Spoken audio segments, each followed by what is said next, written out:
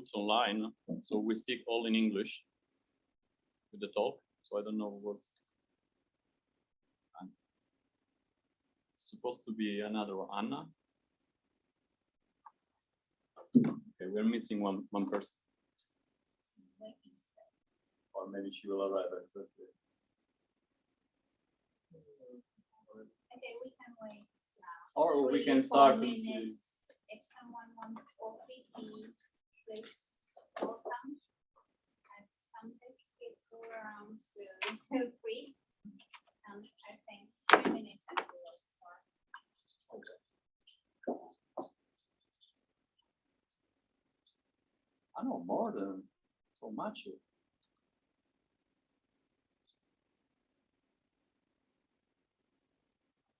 Much really. 2 people are missing. Oh. Okay. From the speakers. Oh. Okay.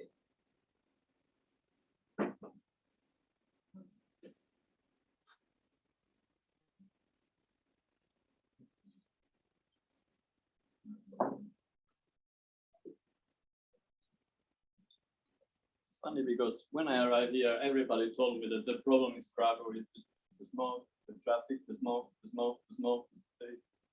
So it's interesting that now seems solved. Well, it's windy. Eh? There's a bit of wind today. I don't know. Maybe.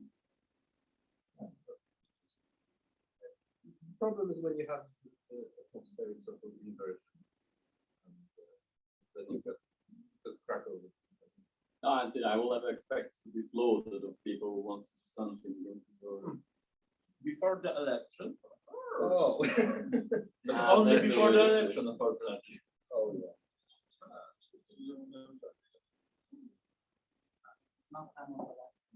Yeah. When is it the next election? Oh, 2020. Yes. Okay. We can postpone. Yeah. Because we postpone. Yeah. Because it is true. Before election, like they did thousands of things. Only then. 3 weeks. 3 weeks. Okay. It happens. Sometimes. Alex, the simple reason why you thought that everybody thought smog. Because since I arrived, everyone is Because telling you me this. didn't understand that what they say is smog. Yeah. It's a small difference. That's a nice one. Anyway, the other reason is was to reboot activity, at least for the people interested. Do you have the phone numbers of people that are missing? Or? One, she wrote me the mail, so I assume she will be here. Okay. She sent a presentation by email, so she will be here. The other one, no.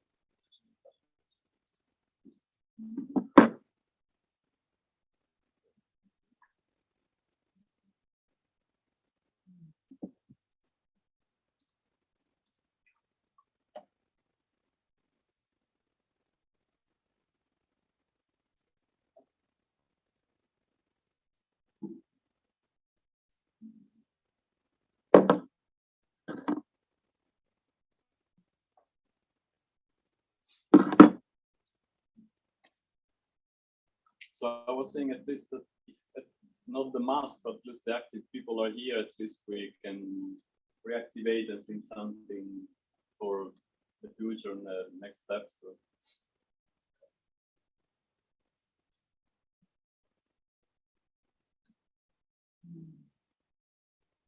Should we start? Yeah. It's streaming anyway. Yes. Okay, Alex. Because this stream comes on and this person sits here and speaks and see on YouTube and see this camera. Yes, because this stream and see his start this camera. So So yes, to turn off the camera. Maybe. Yeah, I hope he's looking at his phone. Yeah, yeah. Turn off camera because I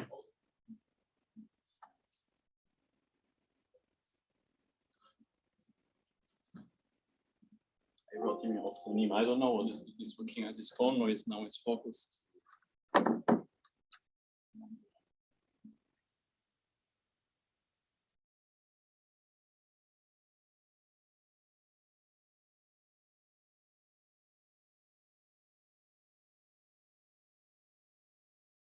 Stop his video? yeah, And then I you can try. try.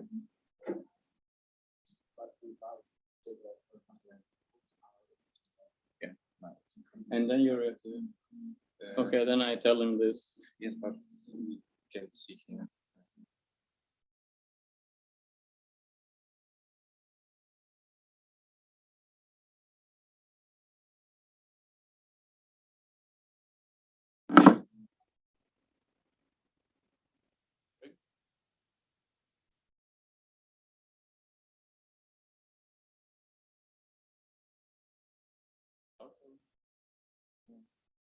How I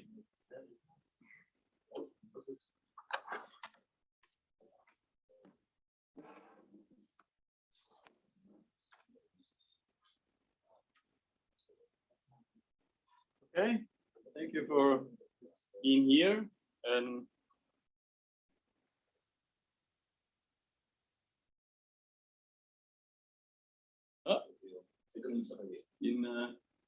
even if there are few, but I hope you're the few, but active, and we are in this crazy moment, like after the pandemic, in an unclear situation with the neighbors, and whatever global warming. So, and as I was telling you, since I arrived in Krakow, which was around August,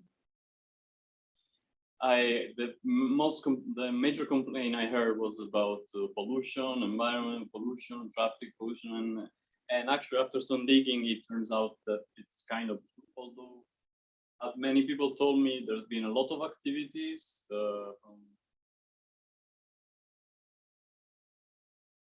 the situation has improved, but not yet. Like in the sense that we are still sometimes like in the picture on the top left, and Krakow is still considered like the 20th worldwide worst city for pollution from traffic. I don't mention the other kind of pollution because there will be other people talking about. And it seems the current problem, according from what I heard, is related to not Krakow itself, but neighboring villages where they still use this funky chimney. That's true. So I don't know. I've been thinking weird solutions, like I don't know, using the heat waste from our computers to, I don't know, warm up water or other things, because this was the idea of probably some of the people in Zurich. They're hearing that they tried, but nobody wanted. But maybe we can try again. And we have the proof that we are growing tomatoes from heat waste of laptop. This is the laptop of Luca. Okay, jokes apart. The reason why we're here, maybe because usually this hackathon, there are always people discussing about innovative solutions that generally are Internet of Things, sensor, all these things. But most often we already have technology, so the problem is not the technology or trying new things like cycling the heat of a car.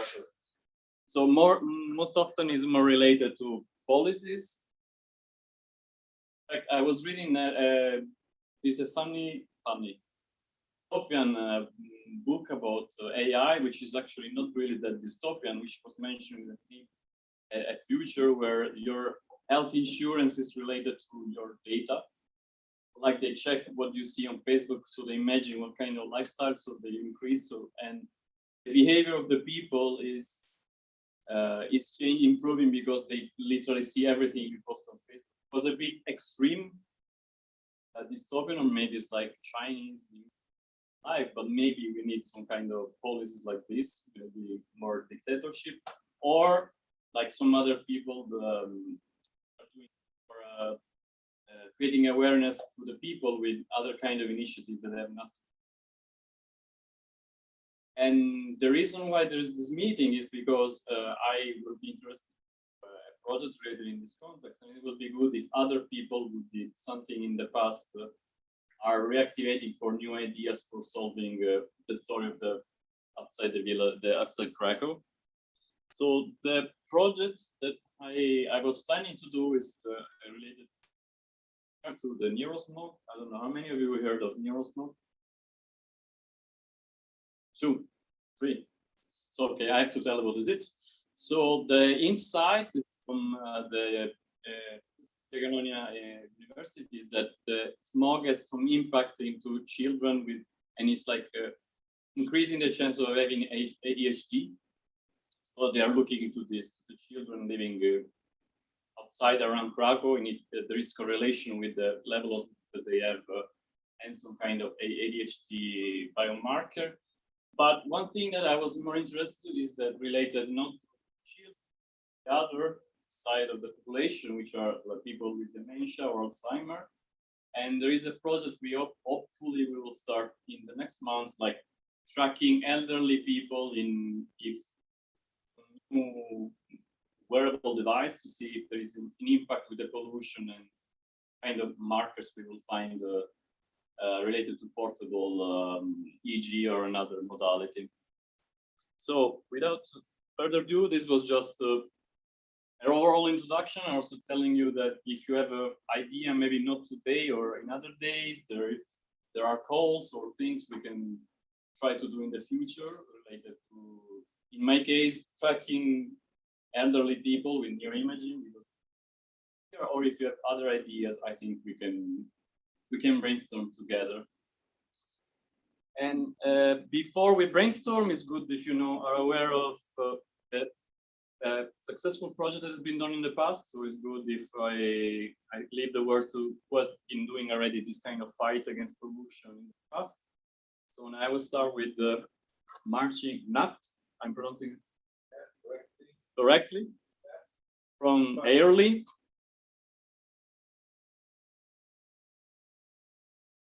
The thing, if you speak okay, loud, so where can I switch the slide? first I have to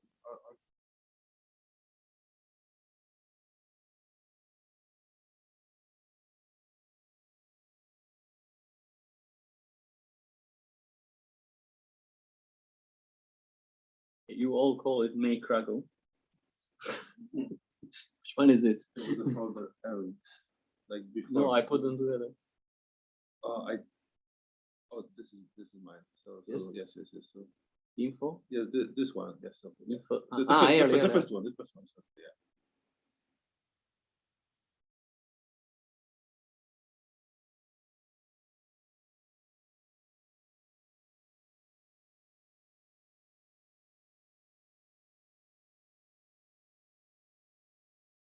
Okay, so first of all, hello. I'm really happy to be here. And finally, meeting in person, not an online event. So that means a lot to me. So should I change the place? It's okay. Yeah, it's okay. Yeah, my name is Marcin Nat, and I'm the PR and communication manager. And perhaps maybe some of you know what early is. Who knows? Raise your hand, please. Okay, some of you do, some not. So, what's your first impression about early? What is this? Well, explain. Like if I was a 4-year-old child asking, what is early? So what did you tell? That's an application where you can check if you can go for a walk or we have to stay.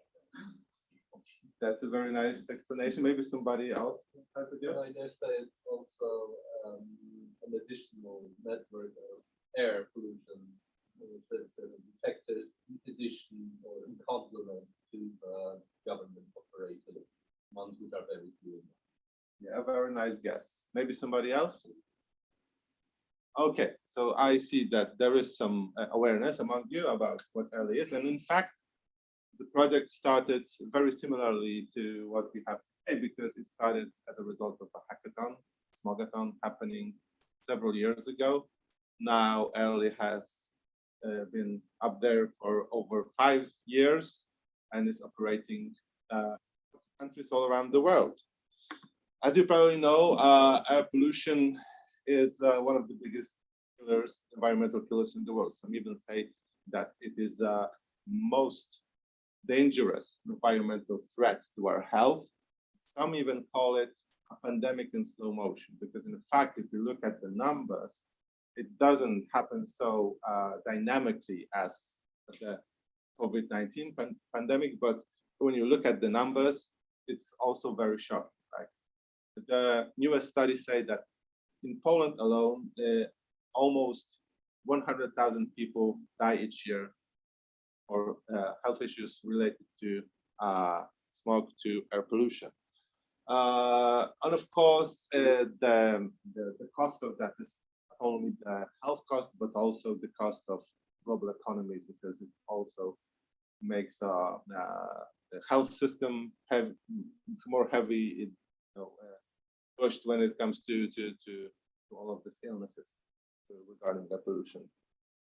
So the idea behind early, and what most of people think when about early, is that these small sensors that look like a small bird's nest with a lightning diode, and if you put it somewhere, it measures the pollution, and then the people just enter online map available on the desktop computer and or online app, and there you go. You can check what air quality you're breathing at. In fact, this project started a few years ago when three AGH University alumni were looking for a solution to measure air pollution as they were preparing for a marathon.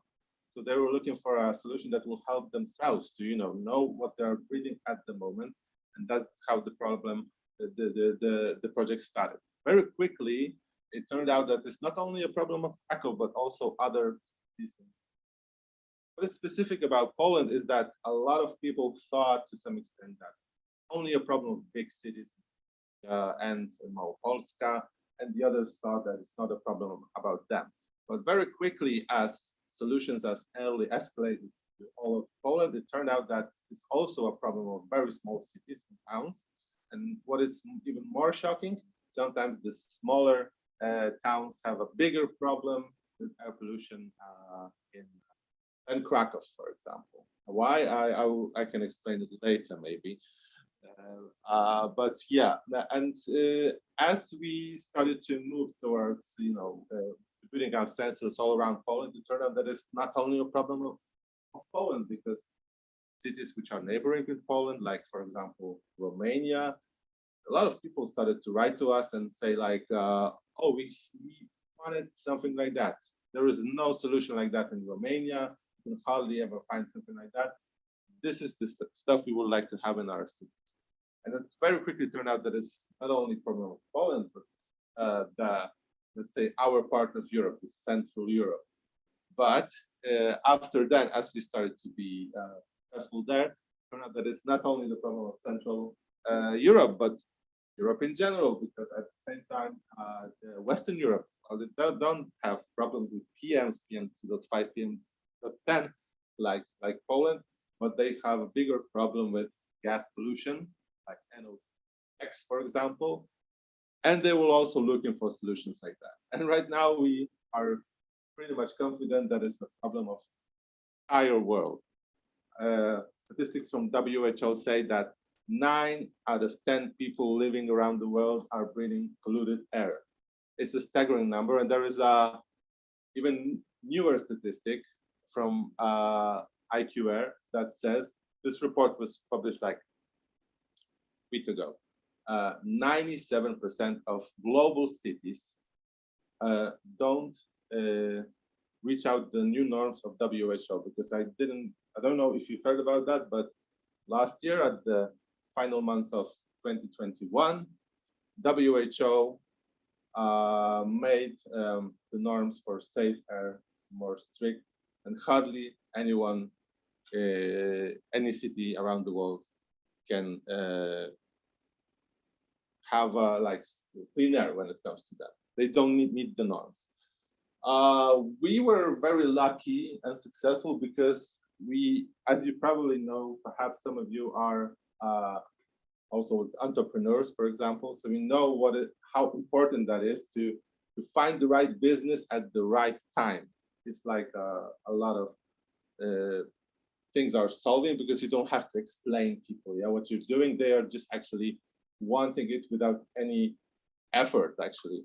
And we were very lucky at early that as we started to roll out our solutions, this problem has become very highly discussed in the media all around the world. When you track publications about air pollution, you can see that there is a huge discussion all around the world about the meaning of this, and it's becoming more and more important to discuss about it.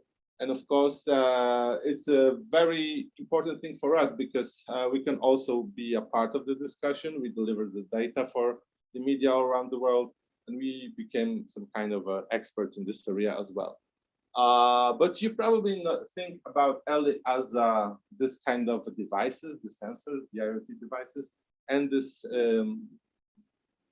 map you can browse on your app or desktop.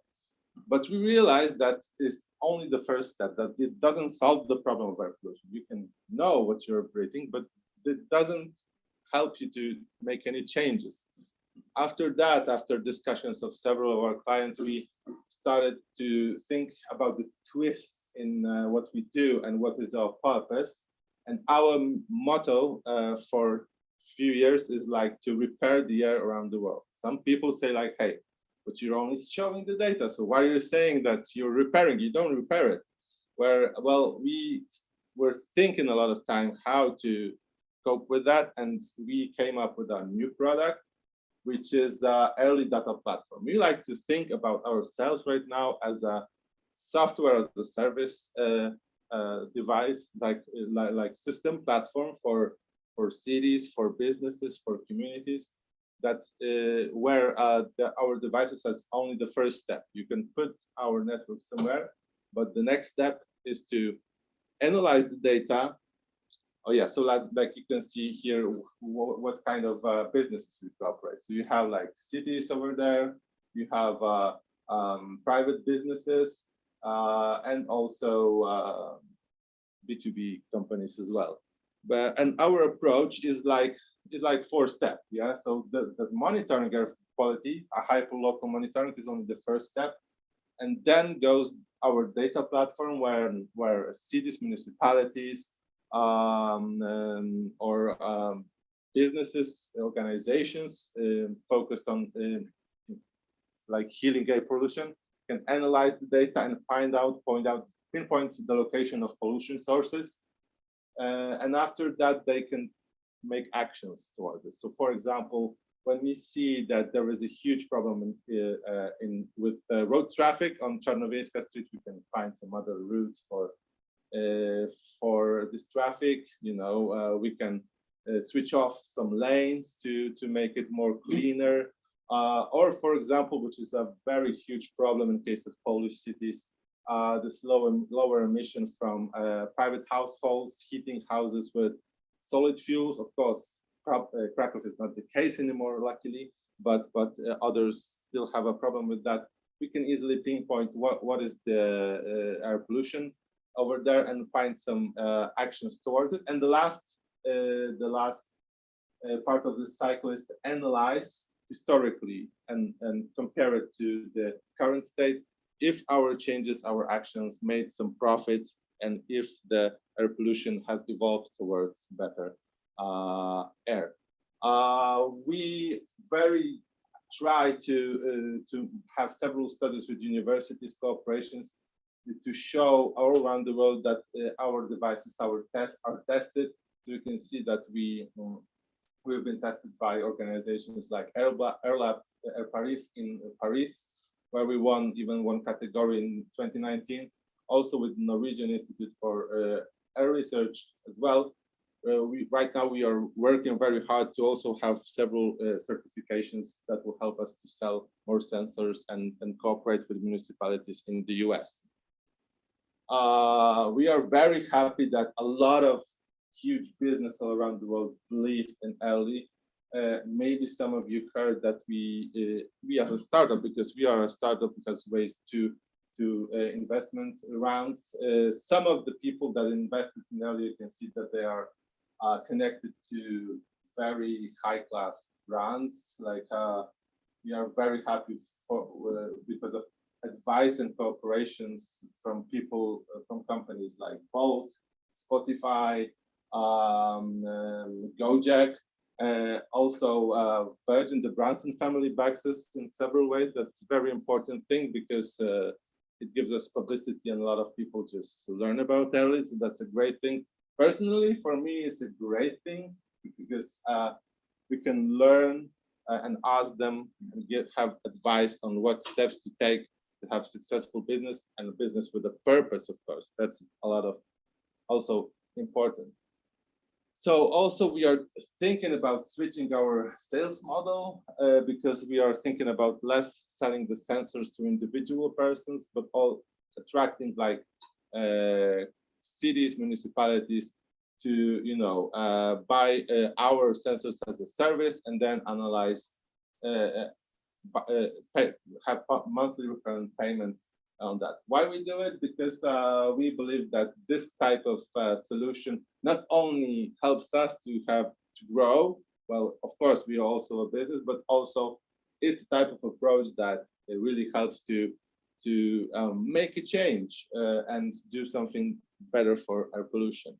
So a few case studies, if you can show you how much variety it is in this whole business or this genre of air pollution solving problems. So, for example, last year we launched a huge campaign in the UK when we gave out 50 sensors to schools around the UK, and the children there could monitor air pollution, talk about it during the lessons. You can see, like, there was a couple of photos. We also have these plaques that were explaining what air pollution is and what is the safe level. It was a campaign that was a huge success for us because there was a lot of submissions. I think we reached almost 200 submissions with only 50 places for it. So that was and the goal of that was not only to educate the school children and their parents about air pollution that probably they are breathing, but also to learn how to react to that. You know, so what can you do on a personal level, and what an institution as school can do to tackle air pollution around the world. And of course, we help them by creating reports on how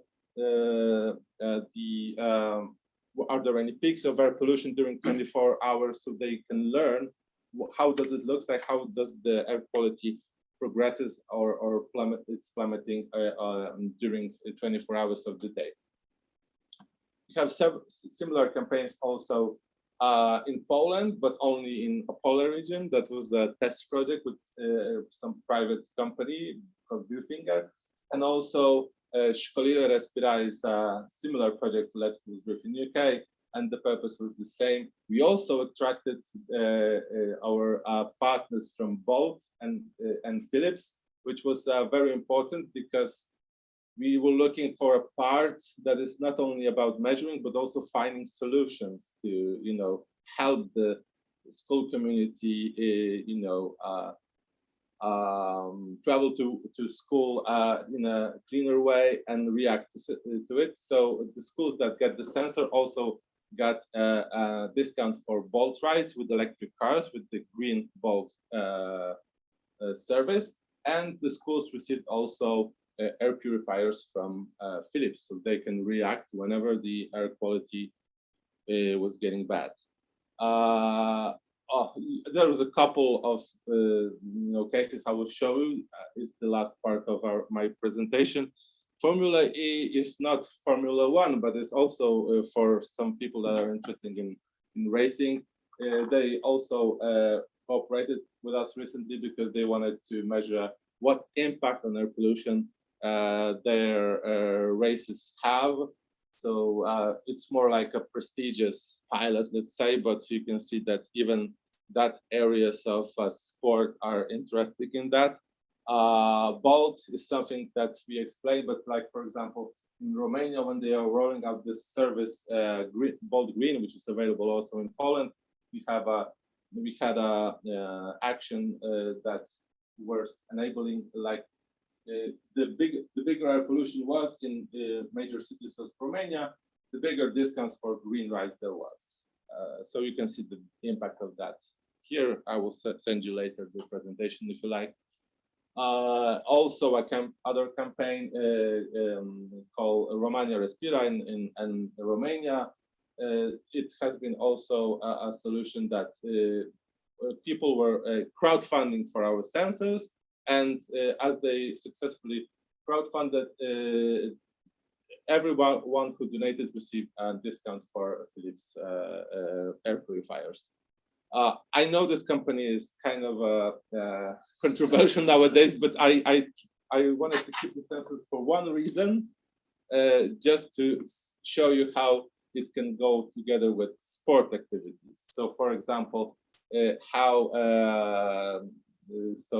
example, it was before the war, yeah. So don't think about it like, but it was like only to show you that also when you want to go out and have some sport, you can also measure pollution, and sports brand can also react by giving you access to some discounts or help you manage your health. So here is about public sector. Yeah, this is Krakow. So obviously, you can see that there is this perfect example on why the hyperlocal measuring matters. As you know, the ban on solid fuels have been implemented in fall 2019, and you can easily see that it really worked, because like we have made a report, and after that you can see that the city of Kraków itself is way much cleaner than the adjacent municipalities. And why is it happening? Of course, as you probably know, when you're interested in air pollution, the major factor of air pollution in Poland is that private household heating, heating solid fuels in houses, bad materials, waste, low quality coal. So if Kraków get rid of that, obviously you can see that the air pollution, air quality in the Krakow, the city itself is much better, and Kraków has become a vanguard of the changes. A lot of municipalities in Poland want to follow and do the same thing, although it's pretty hard because, of course, you need to invest a lot of money and convince a lot of people, and it's a very long project. But as you can see, that it works. And something we are very proud about recently, we have won probably the biggest tender for air pollution monitors in Europe with the city of Warsaw. We are already installing 165 sensors to monitor air pollution all around the city. It will be the whole city will be covered with our sensors, and we are very happy to win this project because Polish capital is taking very bold steps to become a vanguard of the changes. Although, of course, maybe they are not the cleanest city now, but their approach is great, and there will be very inspiring things to come. You definitely should follow this project because we are preparing very exciting things on the way. And also to prove that we are not only able to win big in Poland, recently we started a similar project in Birmingham, UK, the second biggest city in the UK, where the Birmingham City Councils decided to buy 70 sensors of ours that will help local schools to learn about air pollution and react when it goes worse. Also, as I said, we are present in 40 countries. Now, one of the most exciting cooperations we have recently is that we went to our sensors to New Zealand. So that's pretty crazy for me how far we went with that. and also a very inspiring case, Jakarta, Indonesia. They have their own app called Nafas, and they help the inhabitants of Jakarta to measure air pollution, which is a very huge thing there because the air pollution is very, very poor in the capital of Indonesia.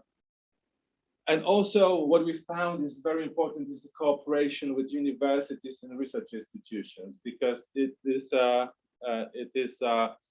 constant stream of new knowledge, new study, new learnings, and of course it helps us to gain credibility in many cases, because like a lot of municipalities that potentially would like to cooperate with us, they ask the local universities, are we reliable? Are we credible?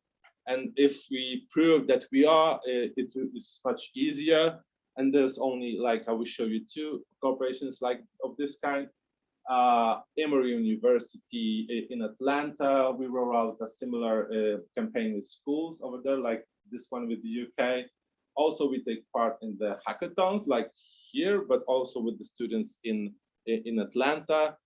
So this cooperation with Emory University in Atlanta is a great thing for us because it shows us like a different approach to that, like how the students in America think about air pollution. So that's sometimes a different approach, yeah, because like we think of it in a certain way, but there is also a, I would say, for example, yeah, like a racial problem of that, because sometimes there are poorer districts of towns where people of color live in, and very often there are worse air pollution over there. So there is this kind of aspect that is like maybe doesn't resonate in Poland, but it's very important, like for example in the US. So it's like, for me, it's a great learning to see how different shades this problem might have of air pollution. And Norwegian Institute for Air, NILO, is a prestigious organization in Norway. They are measuring air pollution. They are comparing the air pollution in Scandinavian cities, in Norway and Finland. And they are comparing it with air pollution in Poland. There is a project in Halden, Norway, and in Myszków in Poland, in the Silesia region. So they are also cooperating with that. And that's it. That's not me. That's our CEO. He is alumni of this lovely AGH University. That's all for me. Thank you very much. If you have any questions, I'm there to answer them now or later. I don't know. Okay, so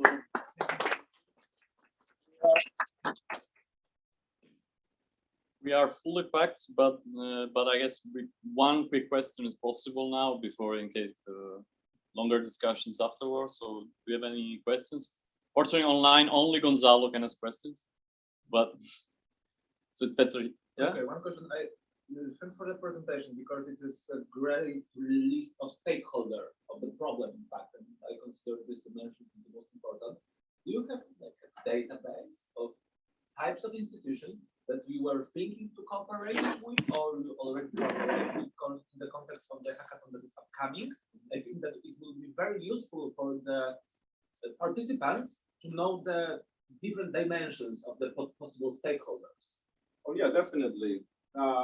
We can share our experience. We have several partners in various types of organizations. Maybe it's not one list, Yeah, of course. but of course, like virtually, of course, we would love to share our experience, share contacts if you have some interesting projects. Mostly there are people that are really, really open to new knowledge. So definitely, yeah, we're there to help you. Okay, we will continue because we are fully packed and a bit late. So the next speaker is Eva Kaminska from AGH, explaining some situation evolving from the point of view of infrastructure inside AGH campus and in the city, so outside.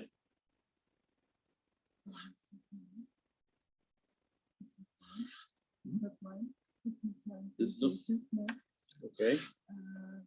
There is no name in this.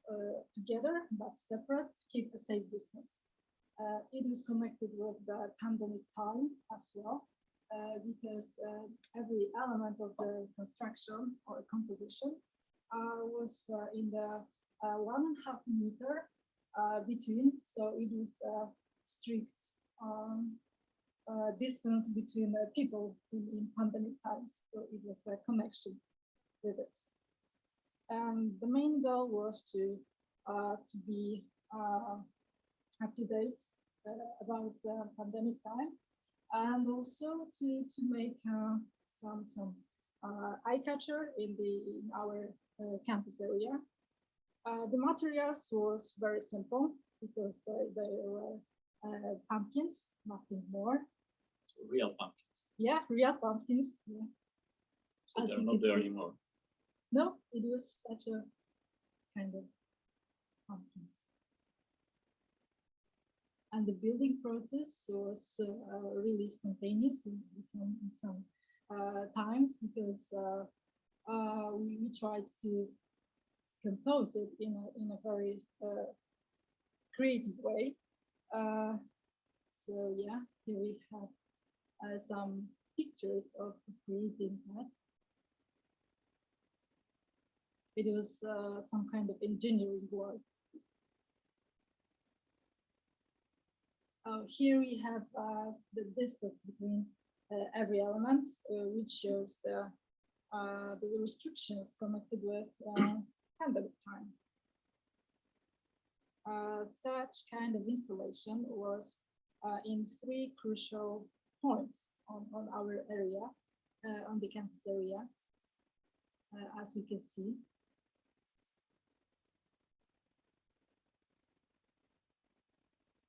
And it was titled in a very subtle way. It was almost disappear on the pavement, but it was something like an eye catcher for pedestrians. And here we can see that over the times, pumpkins were disappearing. So we can manage to compose it every day to the right shapes. And in that shape, our installation lasts for the winter. And what's curious in this place, after that, there were snowmen. So for people, there was some kind of outdoor gallery or something like that. It was the first one, and here we can see the next one. It was some kind of street art, and we care about every being on our city campus. So we care about hedgehogs. And we created some kind of hedgehog hotels or division, let's say. It is some kind of connection. On the planar view, we can see it clearly, that in the center of the structure, we can see some kind of construction reflect the oldest building of the AGH campus, so A0. Also, the side buildings are pretty similar to our real buildings. So as every building or every construction in the city center, it has be some context in the background and in the space. So it has.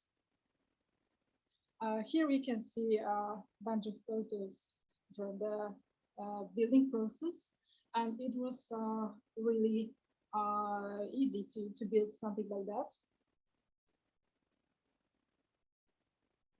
And the materials used also very simple and really ecological straw mats and leaves, which are like the fulfillment of the construction.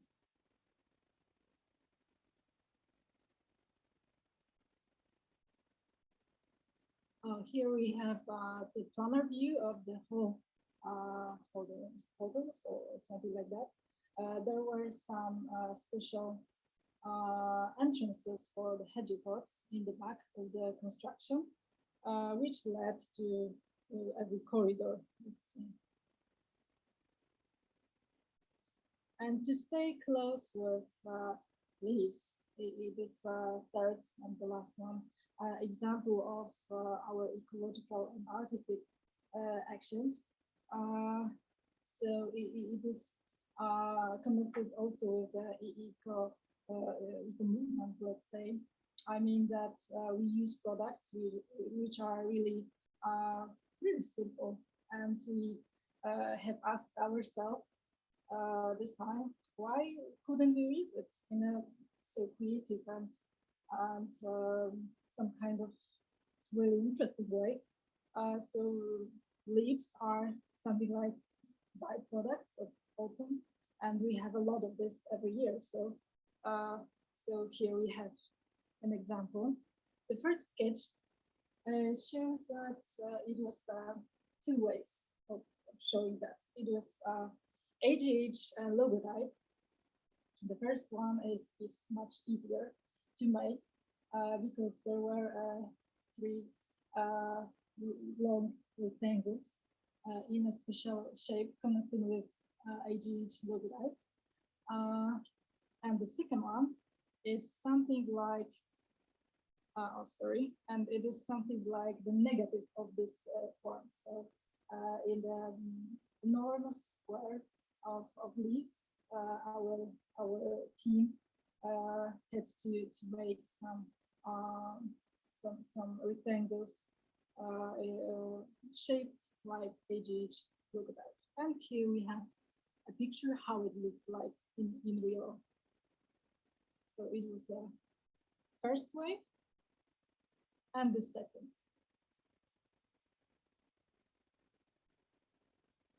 Results, it is the one of the most pleasant topics to talk about, because as you can see, it was such kind of activities of our audience, and it was part of the installation of the experience, social and spatial experience, I guess, because a part of static audience, let's say, so people were standing and looking and admiring and something like that, or sometimes thinking deeper about.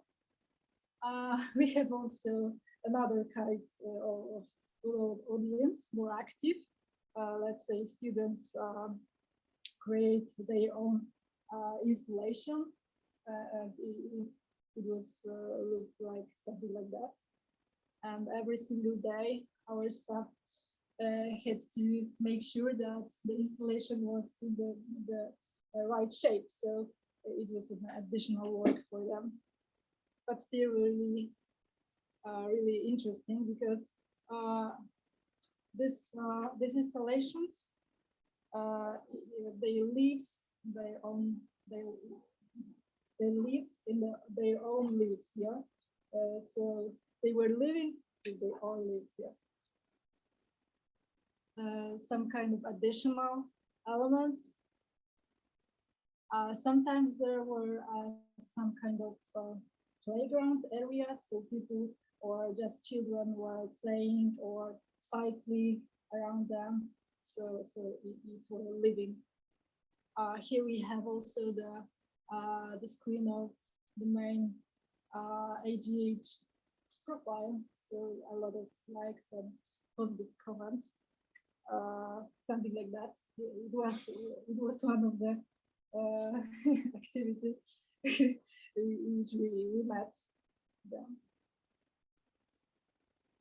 And the future plans. So what we plan to do next? For sure, we want to be a frame of good practice on the city background, and to be like that, we should think out of the frame. Thank you so much for your attention today. We have questions? Oh, wait. Questions? Did you guess that heteros? No, not yet, but you know, it is really impossible to detect. Maybe in future we will combine some, I don't know, some kind of detectors or cameras, but not yet. So maybe I have one question. So Yeah. these were mostly artistic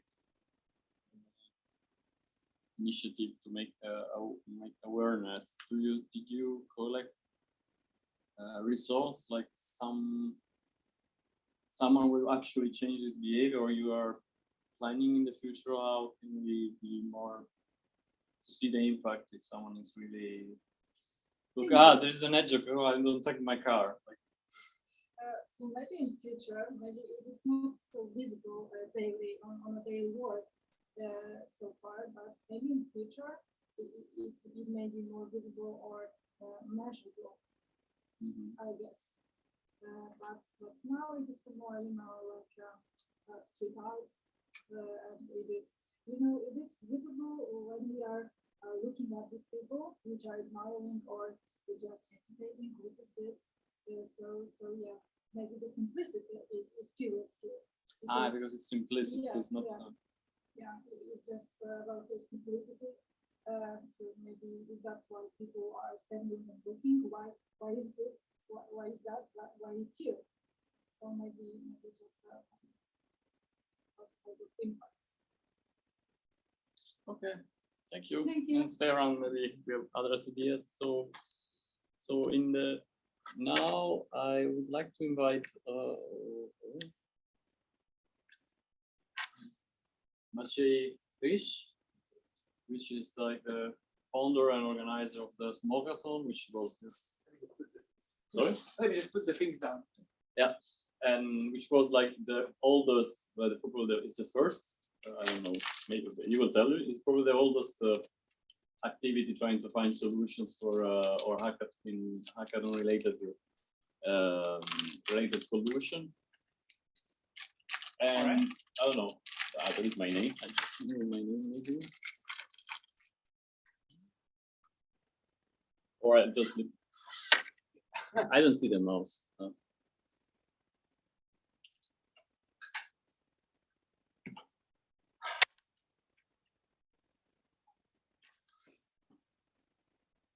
Because you are like, Yeah, I'm like, you but I guys. leave just something like, or you want, or don't want it at all. No, it's fine. It's fine. I'll do like that. So yeah, hi guys. So my name is Maciej, as already spoken. I'm not having a presentation right now, so I'm gonna do a quick Q&A because some of you might have questions, might have heard of it, or might have not. That's why we are here. Are we the first ever someone to try to find solutions? I don't think so. I don't think we're the first ones. At some point, we were the biggest ones, and we are still the biggest ones when it comes to the organization, although we are not currently active, and I will tell you why exactly in a second, so you know everything about that. I'm trying to, so we're gonna do it like in the questions. I know there are people watching us, so it will be easier if you have some questions during the presentation, you just raise your hand or just shout out and just tell me like your question, and then we can have a flow. It would be easier. But I'm just giving you a quick story of who we are, what we did, and why we did it. So back in 2000, I think 16 was it, or 15, I decided to came back to Poland, and I was abroad for a few years, and then one of the issues I had with Krakow itself, this is that I was born in, and it's my city, is that there was a big air pollution problem. But that time I knew that there's some things going on already, and I knew what the problem was. The problem was that we have, a lot of things going on, but mainly because of the low residue and basically everything that happens inside the houses. 40,000 watts quality furnaces and everything that was happening within Krakow and outside Krakow. Anya that's here was already taking care of it, but there was other things that were kind of bumping me. So I knew that we need years to actually solve the problem with the furnaces and every infrastructure problems. But there were some things that we were able to solve quickly with technology. And the issue was that no one was really taking care of it.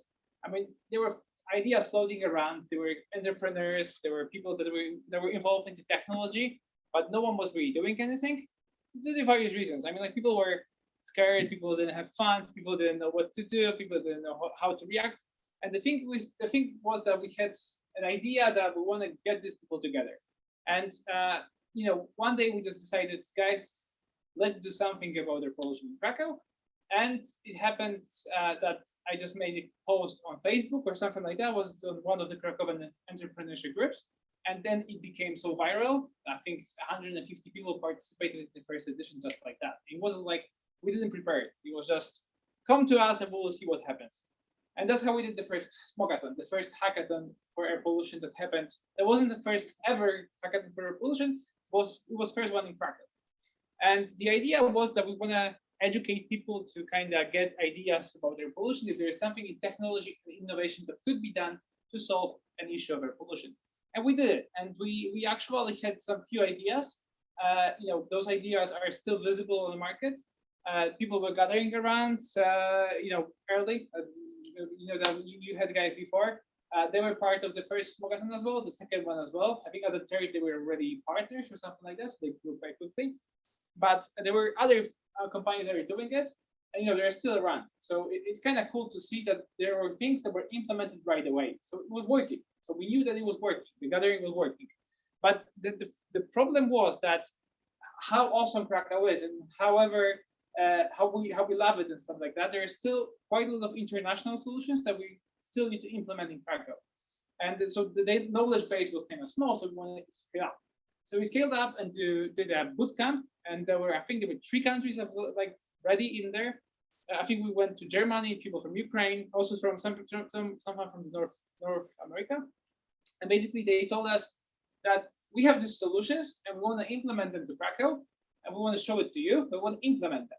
That's why on the 3rd edition that happened 2017, 19, sorry, 2017. No, 2017. We saw that there's an opportunity for implementing things. So what we were doing is that we took technologies and we started to implement them into Krakow. So we created the startup competition. I don't like the word startup. I mean, like it's a startup for me is a company that's looking for a business model, as they say it. But I like companies that they already have their ideas. They needed money to implement them. So we were looking for scientists, we were looking for entrepreneurs, we were looking for anyone that had ideas to do it. And we also did it in a bit of a brainstorming / hackathon version. So they were forced or kind of encouraged, I would say. I don't know if you could force someone to win $100,000, but I mean, we were doing it. So the idea was that we were getting them into Krakow and giving them an opportunity to fight, to tackle the experts. Experts were kind of bumping them out and trying to get them out of their idea of that they're great.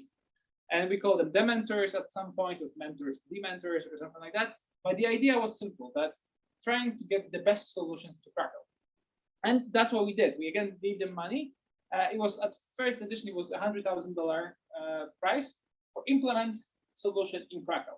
And we did it. I mean, you still could see it. If you're in a public space, for example, if you go the winners of the 2017 editions, there was some issues with that. So the second place took the prize because of the legal issues.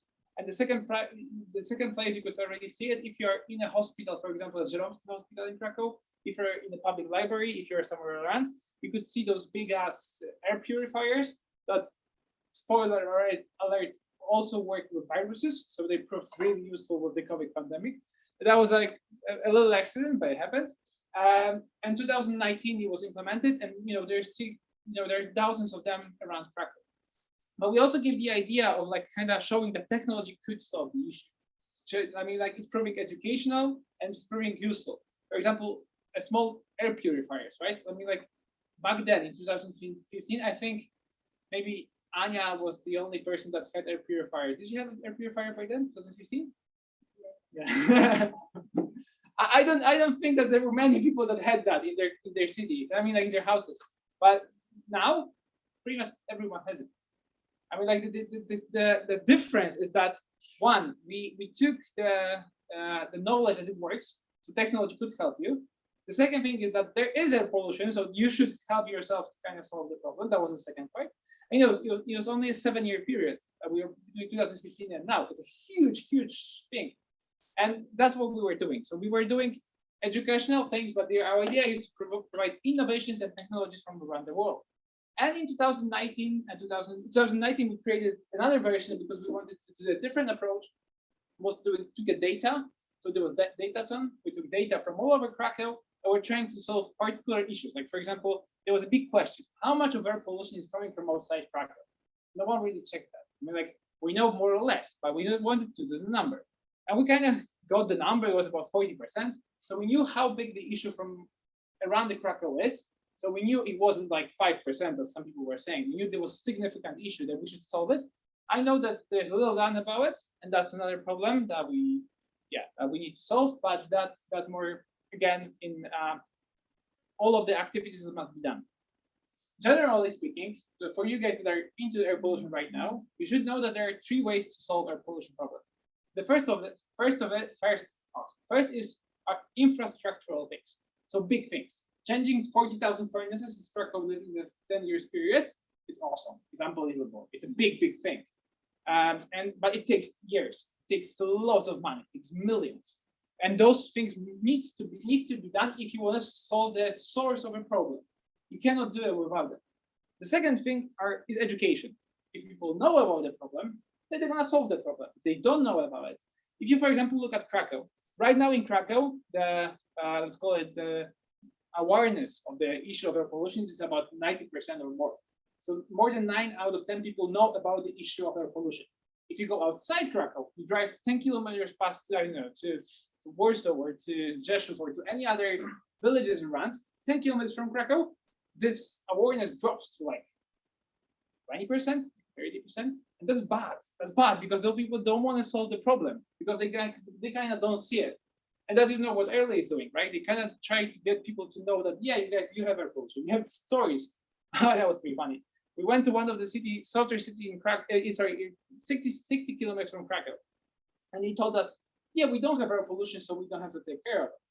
So we installed 3 early sensors for them on our own money. And then first day they had, I think, 1,000 and then like 1,000% of the norm. So like it was 10 times the norm.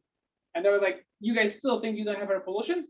And then that was funny because they kind of cut the power to the sensors. But so we installed 2 more and they couldn't. And now they know. Yeah, it works. They shoot the message. Yeah, I mean, like, but now we know that the issue is solved. I mean, like, now they're working in solving the issue, right? Because they know that we have independent source of information, so they can fight it.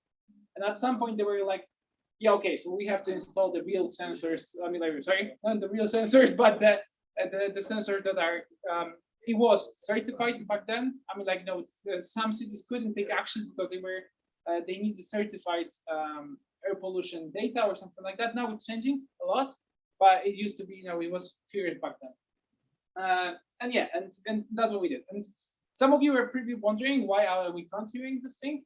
I mean, we are continuing Smogathon. It still works, but it's not happening every year because it's really cost consuming. If Smogathon were to happen like as we wanted, it would require massive resources because we don't want to go small. We want to go big. So you might hear about, but Smogathon is not the event that you want to hear about in the local news. You want to hear it on BBC, CNN. You want to hear about the news in the big one. And that's what we're fighting to do. But it will take time. So don't worry about it. It will happen. But we don't know if it's going to be this year, next year, or any other year. We don't push it. We did our job when it comes to Krakow. Now we want to spread the idea worldwide, and that's the idea. And yeah, and we're building those steps. That's why we don't do it every year right now. If you're wondering if it's dead or not, no, it's dead. I just saw that the website is dead, which I don't know why is, but don't worry about it. We will fix it. Sorry. Russian actors. Yeah. Don't worry about it. It's fine. It's fine. I mean, like, nothing happened there. It's perfectly safe, and the trademark is secured, so don't worry about it as well.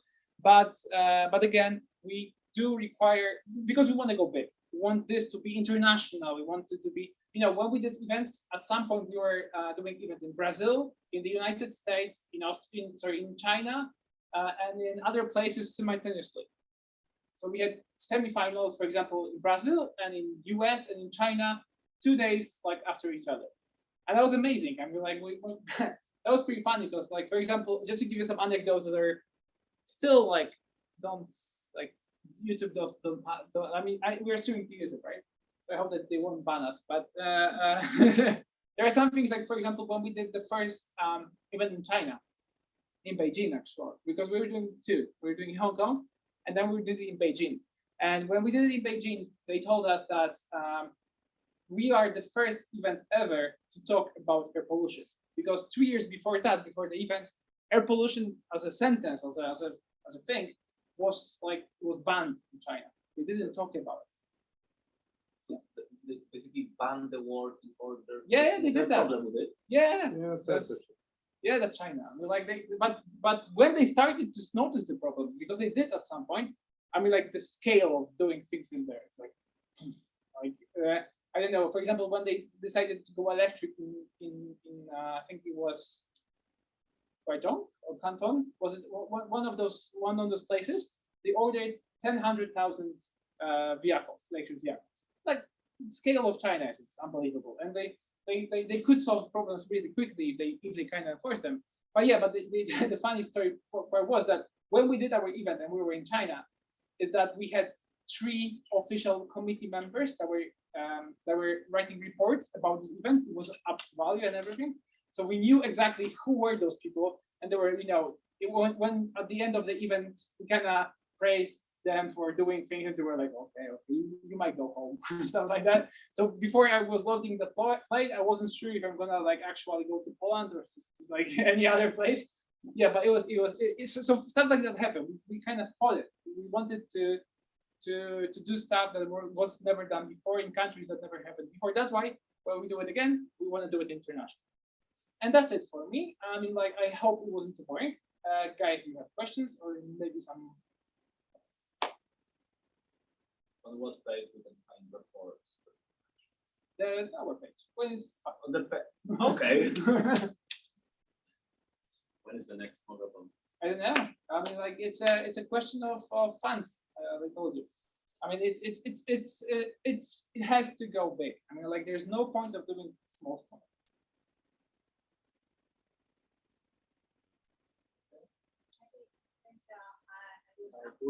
Anything in the meantime?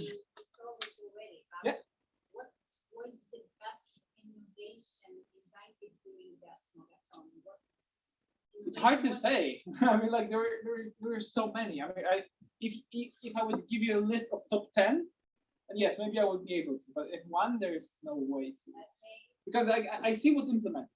I mean, I see early. I see the guy from Radicate doing sensors. I see even that they were trying to do other things that are like on. You will have to check out the website. I mean, like, there are so many of them. I think right now in Krakow, you would see about, I think 10, which is a safe number of projects that were brought from abroad to Poland that are still working in Krakow and they're connected to Smog. So it's a lot. Yeah, and a second question. Yeah. With the different Go. Most people involved in Smogathon are programmers and IT people, or it's related to interdisciplinary? It's totally interdisciplinary. We had artists, we had programmers, we had data scientists, we had other people. I mean, we had so many random, let's call it, fields that you wouldn't do it. I mean, like, we had the artists are pretty funny, but they're like always. It's always cool when you, for example, have 2 teams and they try to convince you. One is artistic-based team and the other is mechanic-based team, and they have completely different, approaches, and everything is completely different. And they kind of trying to diminish each other, but it's always works really cool. Really, exactly. That's I didn't tell you that, but like, for example, the coolest thing about Smogathon was that, for example, I once got a call from a person from the UK that we told me that they were in Tokyo and they met a team from Australia that was in Smogathon in China, and it was like, it was just like, yeah, that those guys that did this, they got the awards from you guys, and they also got the award on the other expo that I was also in. you know, it was getting into the network. So yeah, so the network was awesome and it was interesting. Great.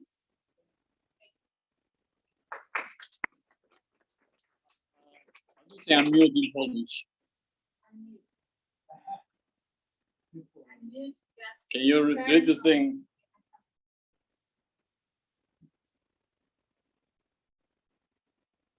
So from the Smogathon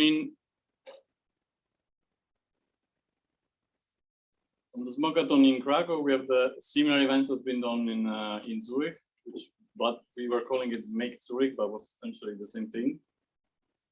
And we have the main organizer Gonzalo Casas from Zoom. I hope to. He can speak now. He can speak. Yep. Hello. We don't see you. I think you need to enable that because it was stopped by the host.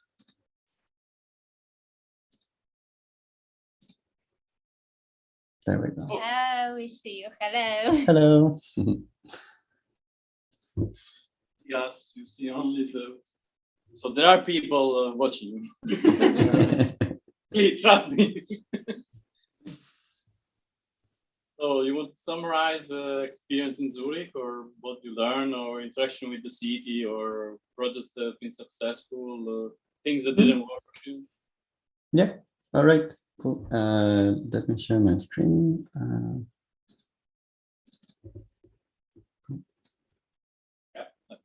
There we go. All right. Well, first of all, thanks for inviting me. It's really cool to see this this happening and this thing kind of spreading. The MakeKRK hackathon is a civic technology hackathon that we started organizing in 2017 together with the Open Data Office so the Statistics Office of Zurich. And we're aiming to bring together the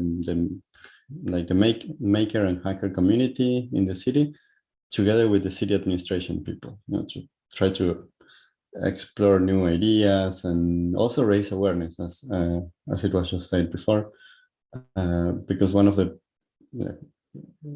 we're not always expecting that technology will solve all the problems, but if we talk about these problems, especially at the political level, then we create awareness, and then like other solutions can pop up.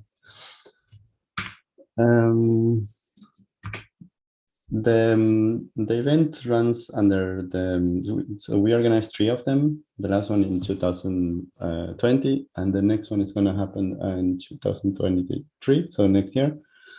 Always under this motto of be excellent to each other, which is also the code of conduct of the event.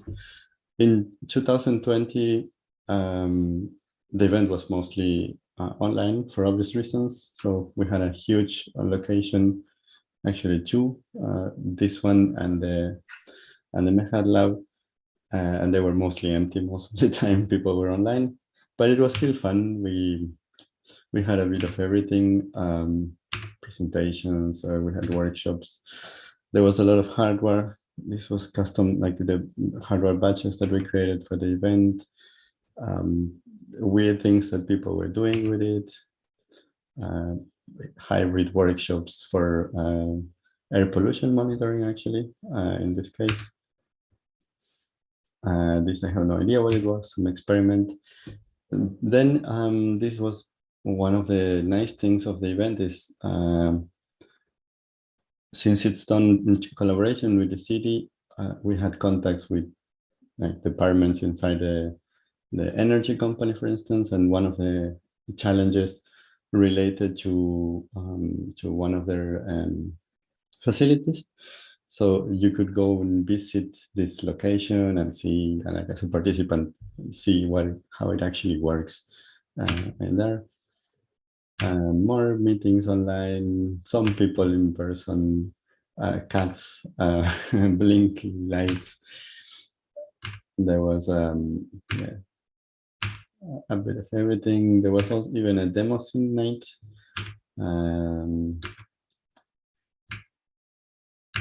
Soldering. There were crazy gadgets that were put together by some teams.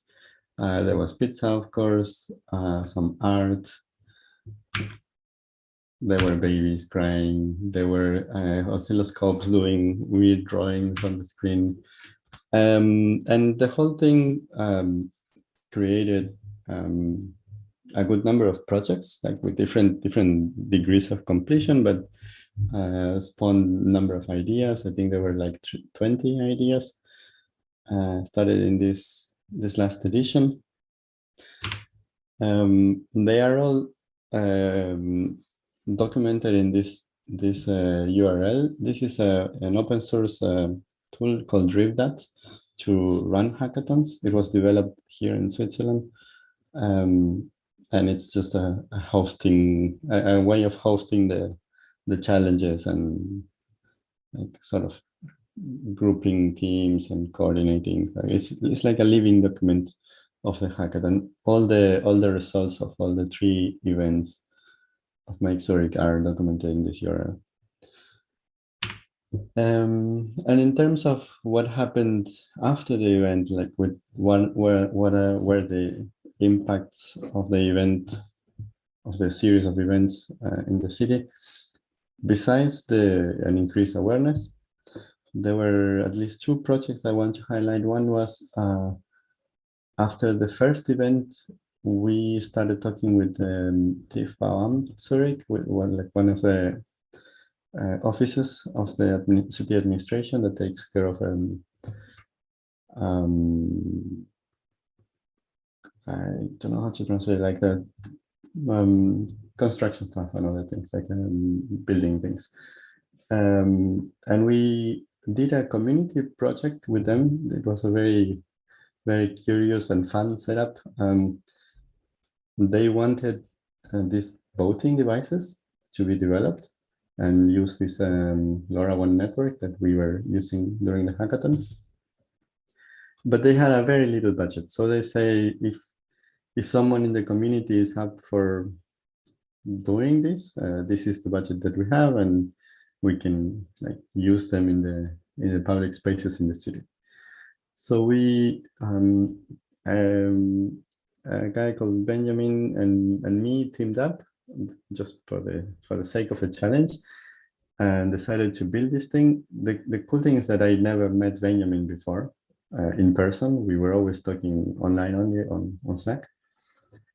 And we built this whole thing without ever seeing each other until I think it was in the Maker Fair that we decided to see each other and bring the parts together, and then we put it together and everything worked, and it was a great experience. And then these devices were installed in the city as a voting device. These are connected over this open network for sensors using LoRaWAN technology, the Things network. And they are still operating to this day. And the other project that took shape after the event is in the first edition of MakeKRK, there was a challenge about monitoring groundwater. And Pierre, in this picture, he was a participant and he had an idea. He implemented a very cool prototype for it.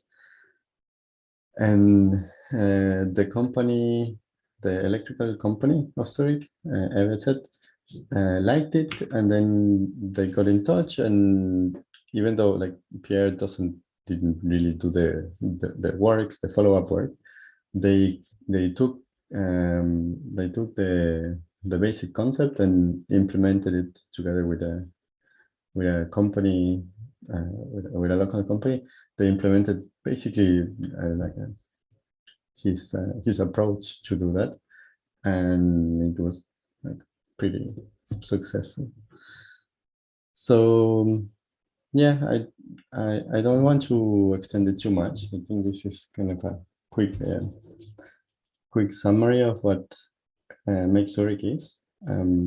Just a platform for getting together. I mean, the getting together part has been missing a bit last time, but still getting together with the community, with the maker community, and city administration, and yeah, trying to play ideas and seeing if we can improve life in the city, not just by using technology, but using technology as an excuse to put the topic in the forefront, right, and discuss it.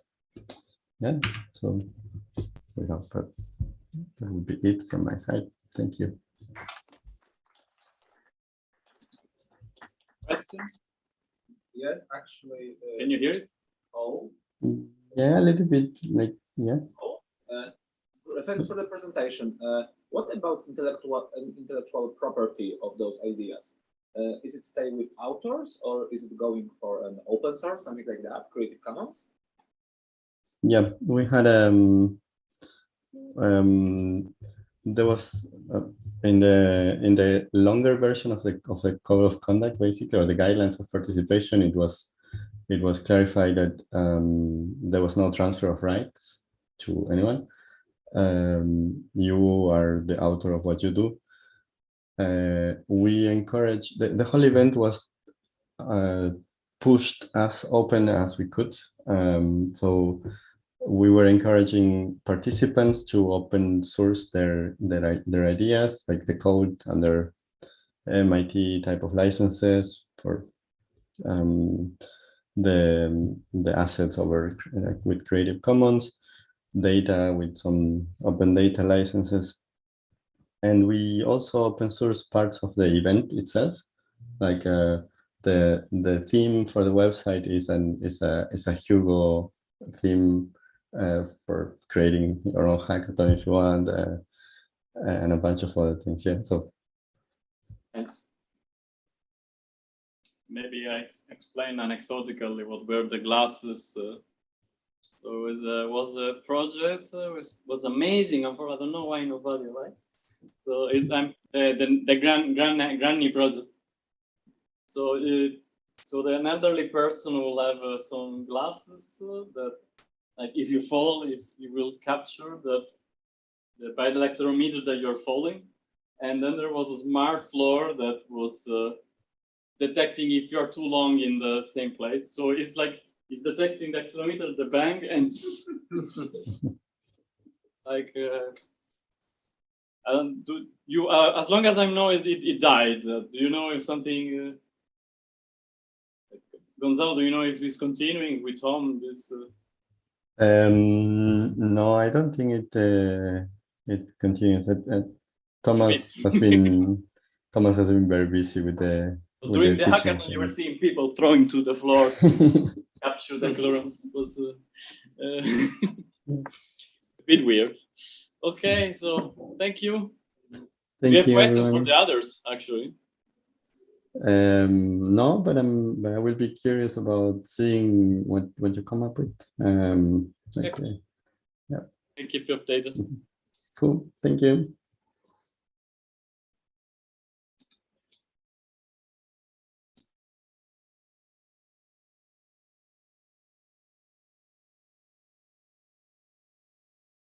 In the meantime,